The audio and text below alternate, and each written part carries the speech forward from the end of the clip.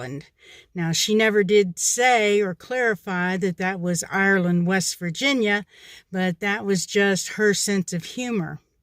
And also, my father, the Reverend Bill Richards, was born on St. Patrick's Day, and he made the comment that he'd had a green birthday cake ever since he could remember.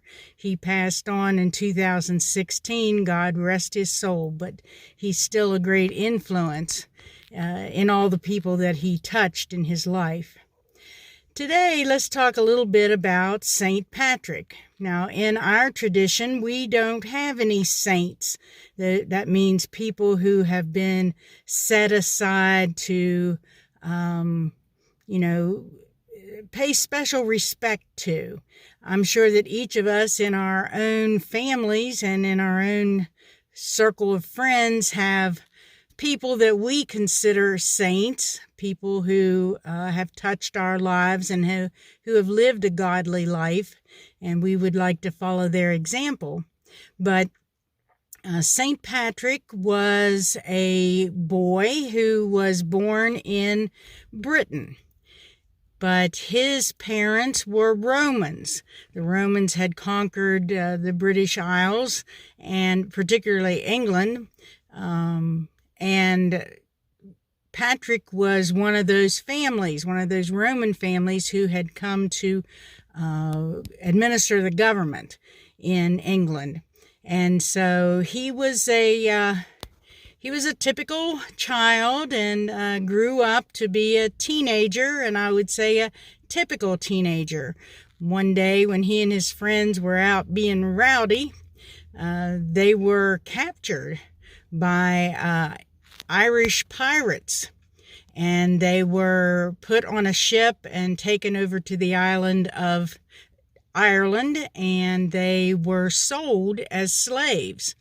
Now, Patrick was sold to a man who had sheep farms, and Patrick was given a shepherd's staff and maybe a cloak to wrap around him, and a little bit of food and water to get him started, and he was sent off into the wilderness to tend the sheep and then bring them back to his master in time to have them sheared or slaughtered or whatever was going to happen to them. So Patrick lived a very rough life as a shepherd, and he remembered his Christian upbringing.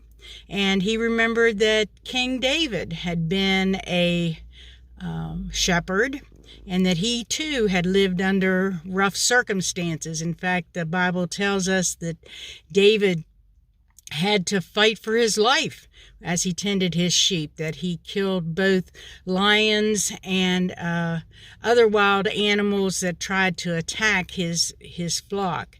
So Patrick could identify. Now, somehow, after maybe several years, Patrick was able to escape and go back to England and get back to where his family was.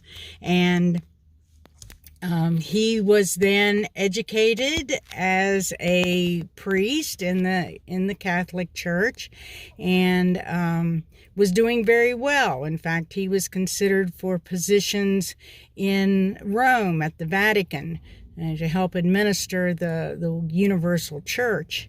And so he went to Rome, but while he was there, he heard God calling him to go back to Ireland.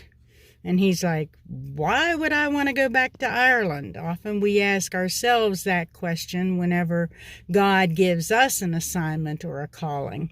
But Patrick was faithful to the call, and he told his superior in the church that he was being called to Ireland, and that he needed to evangelize them and convert them to Christianity. At that time, they were worshiping the gods of nature. They worshiped the sun, they worshiped trees, they worshiped water, they worshiped created things, which we know is not, it's a part of God, but it's not who God is.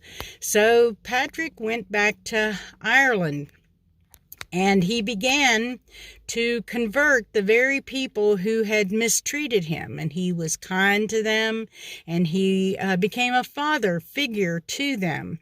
In fact, there is a story that St. Patrick drove all of the snakes out of Ireland, drove them into the sea, and Ireland does not have snakes to this day.